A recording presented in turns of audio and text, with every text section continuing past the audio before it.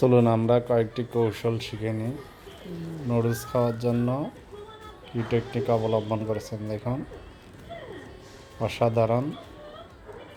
Wow! এখন রৌদ্রে আলো থেকে কিভাবে নিজেকে প্রোটেক্ট করা যায় তার জন্য একটা ক্যাপ তৈরি করা হচ্ছে, অত্যন্ত চমৎকার। How nice!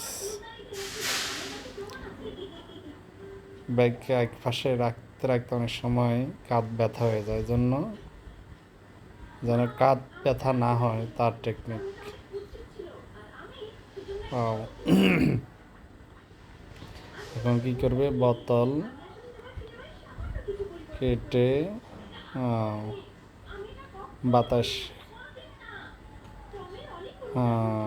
ঠান্ডা হাওয়া খাওয়ার জন্য সুন্দর একটি টেকনিক। বকাট টানতে এভাবে না টেনে ক্রুইল দিয়ে টেনলে ভালো। কীভাবে কাটতে হয় তার টেকনিক।